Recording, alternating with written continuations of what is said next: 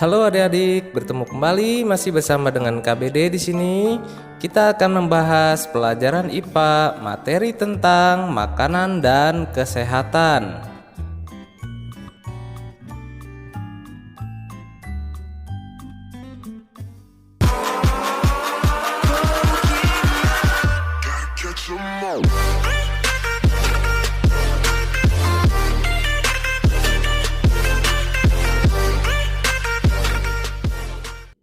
Kesehatan merupakan bagian terpenting dalam hidup. Namun masih jarang orang yang peduli dengan kesehatannya sendiri. Salah satu cara menjaga kesehatan adalah dengan memperhatikan makanan yang dikonsumsinya.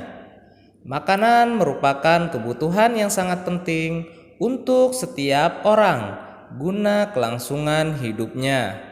Selain itu, makanan merupakan salah satu hal utama untuk menyokong tubuh dalam melakukan berbagai aktivitas. Keseimbangan konsumsi makanan dapat menentukan kesehatan seseorang.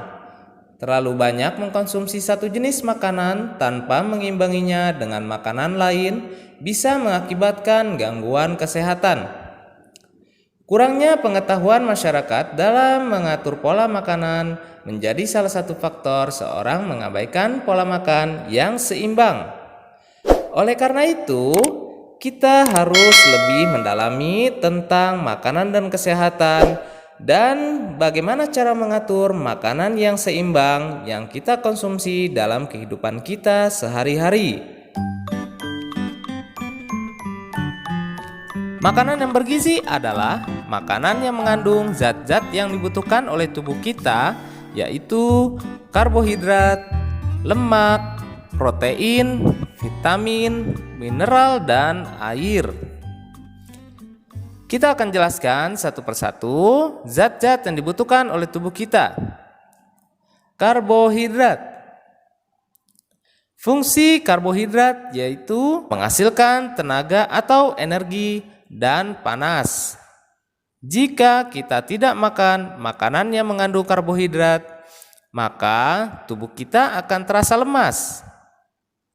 Karbohidrat yang diserap dalam tubuh dalam berbentuk zat gula. Makanan yang mengandung karbohidrat terdapat pada nasi, jagung, gandum, dan umbi-umbian.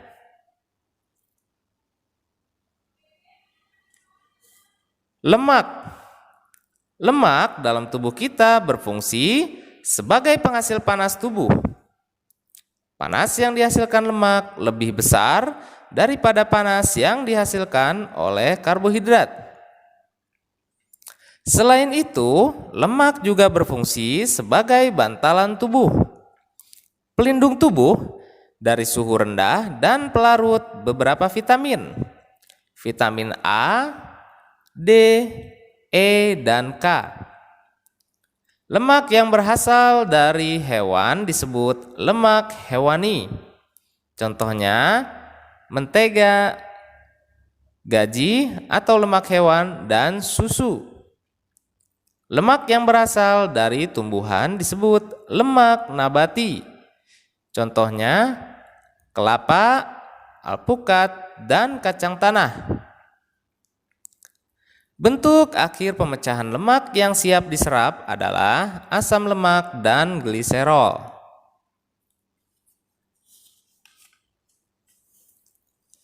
Protein. Protein dalam tubuh kita berfungsi untuk membentuk sel baru, mengganti sel-sel yang rusak, dan pertumbuhan pada tubuh. Makanan yang mengandung protein terbagi dua. Protein yang berasal dari hewan disebut protein hewani. Contohnya ikan, daging, telur, dan susu. Protein yang berasal dari tumbuhan disebut protein nabati. Contohnya sayur-sayuran, kacang-kacangan, kacang hijau, kacang kedelai, dan petai. Bentuk akhir pemecahan protein yang siap diserap adalah asam amino. Mineral dan vitamin. Mineral dan vitamin dalam tubuh kita berfungsi untuk memperbaiki fungsi organ dalam tubuh dan mencegah berbagai macam penyakit. Mineral dan vitamin yang dapat kita peroleh yaitu dari sayur-sayuran dan buah-buahan yang banyak mengandung air. Mineral yang penting untuk tubuh kita adalah diantaranya zat kapur atau kalsium, fosfor, zat besi, dan iodium.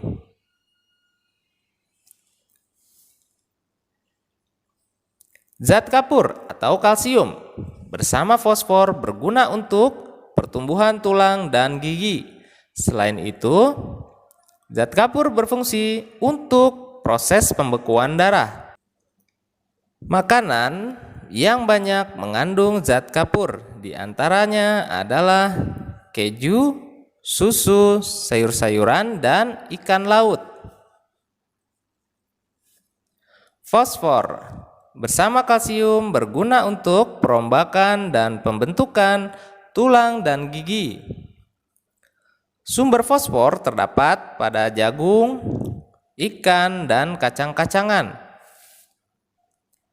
Zat besi berguna untuk pembentukan sel darah merah dan mencegah anemia.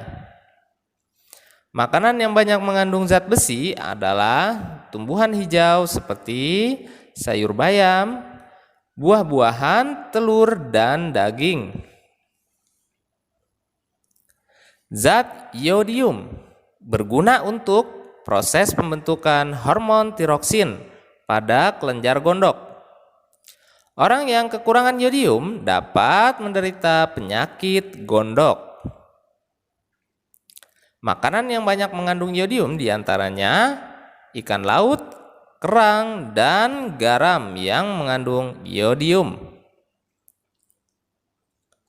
Zat fluor berfungsi untuk menguatkan gigi. Akibat kekurangan fluor dapat menderita varies gigi. Sumber fluor terdapat pada susu, kuning telur, dan otak. Selanjutnya kita akan membahas tentang macam-macam vitamin yang dapat kita peroleh dari makanan.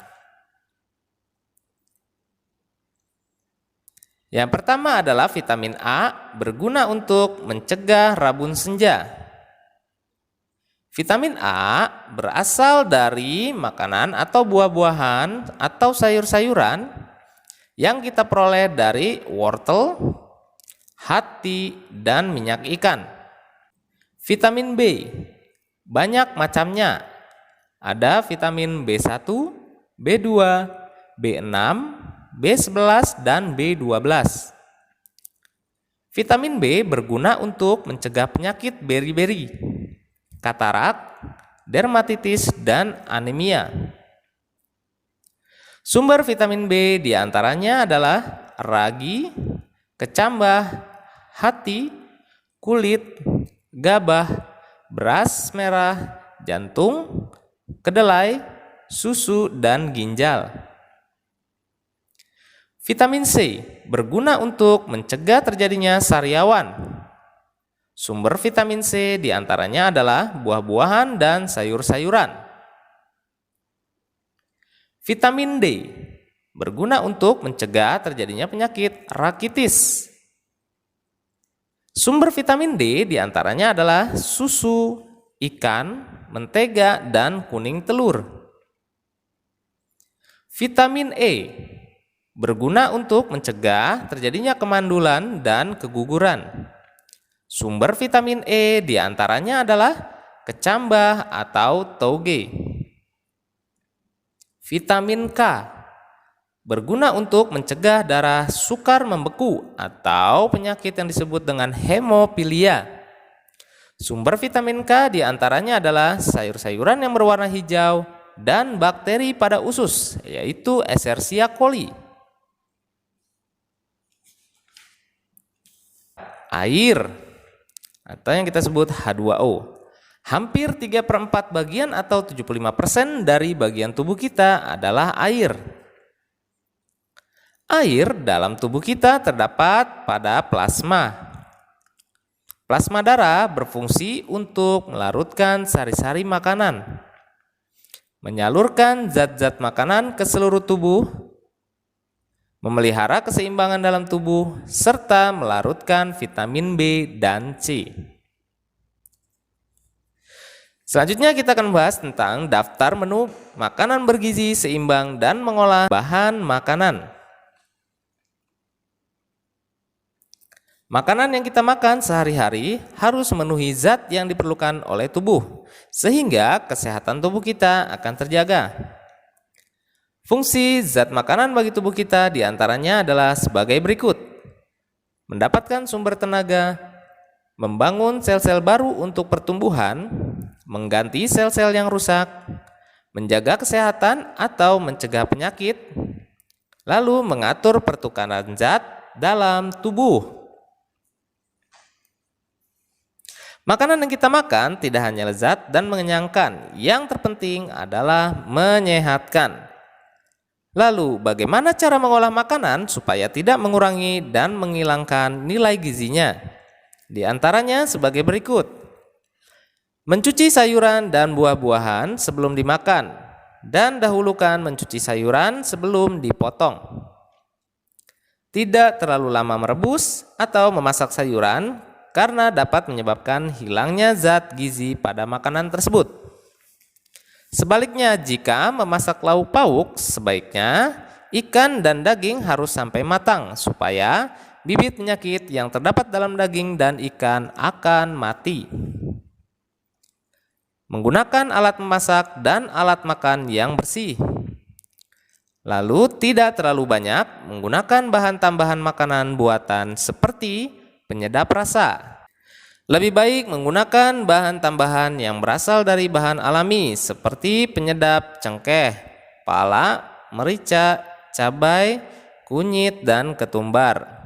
Pengawet juga dari bahan alami seperti vitamin C, cuka, gula, dan garam. Lalu pewarna alami, kunyit, pandan, cengkeh, suji, coklat, wortel, dan karamel. Serta pemanis alami yaitu gula tebu, madu, dan sari buah-buahan. Baik adik-adik, kita akan memberikan 2 contoh soal yang bisa adik jawab, yaitu yang pertama adalah sebutkan 6 zat makanan yang dibutuhkan manusia. 6 zat makanan yang dibutuhkan manusia yaitu karbohidrat, lemak, protein, vitamin, mineral, dan air. Yang kedua, apakah fungsi dari ke-6 zat makanan tersebut bagi tubuh kita?